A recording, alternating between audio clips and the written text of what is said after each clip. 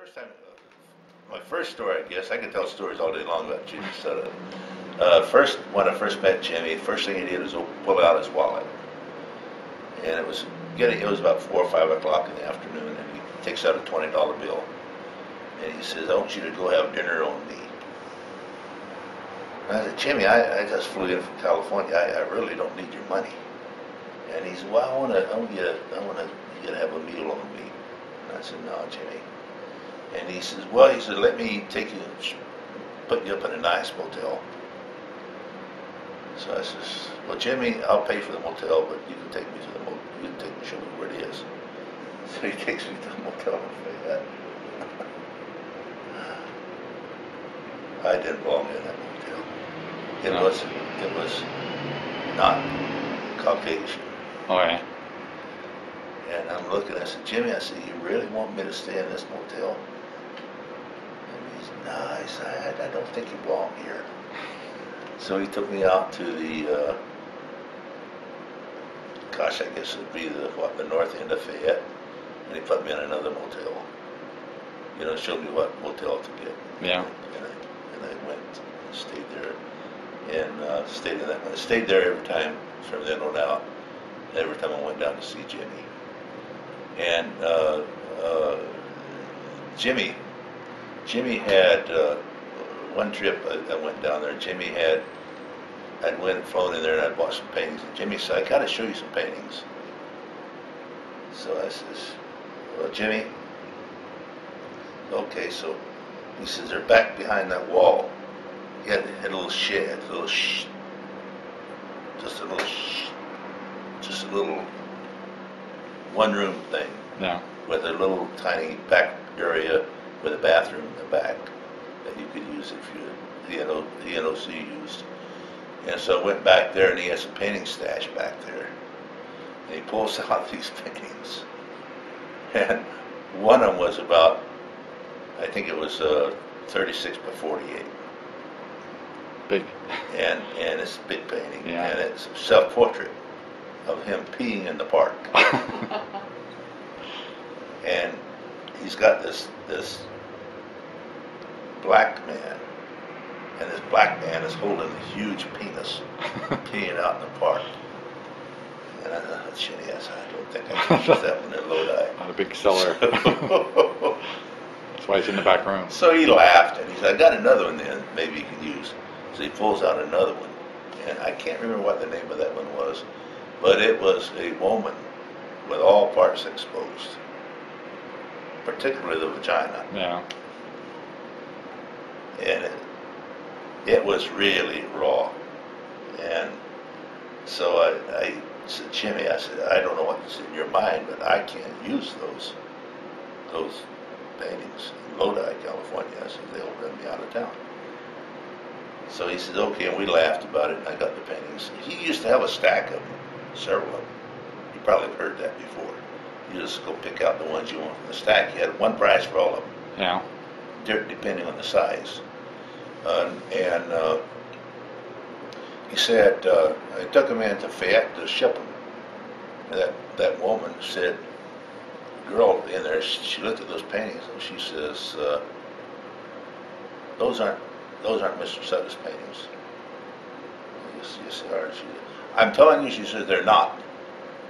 She says, "I know Mr. Sudduth. He worked as a gardener for my mother, and he would never paint stuff like this." And I says, "Ma'am, those are Jimmy Sudduth's paintings." And she says, "Well, I don't like it, but I'll ship them for you." So she shipped them to California, and I brought them in here. Let me get back up. I told him I wouldn't take them. So I'm driving back to Birmingham to fly. I'm going to stay all night and then fly back to California. I get about halfway, and I thought, "Oh, that's crazy. I've never seen it put paintings like that by Sudduth before." So I went back and bought them both, and I brought them to. That's when I took them into Fayette. I took them in and shipped them out. Yeah. I even spent the night and took them into Fayette and shipped them out. And they arrived in California, and the first couple people I had was Dr. Stroh. He's a doctor here, and Jeff Stroh, his brother's a school teacher, and they were in, and they saw those two paintings. and they bought those two paintings. Those paintings were the first paintings I sold to Jimmy Sudduth. They're here in Lodi right now. Yeah. So, I'd kind of like to buy them back, but I don't want Dr. Stroh to know that. Then I'll have to pay big money. So, Yeah. But anyway, I knew Jimmy fairly well. I bought a lot of paintings. At one time, I spent a great deal of money from Jimmy Sudduth. I was up in OC's barn. I bought a lot of them. It seemed to me like I spent around $10,000 with them. Thanks. A lot of money. Yeah. And I got home and I expected my wife to yell at me. But instead, she smiled and she said, well, you can probably sell them. And I've sold all of them.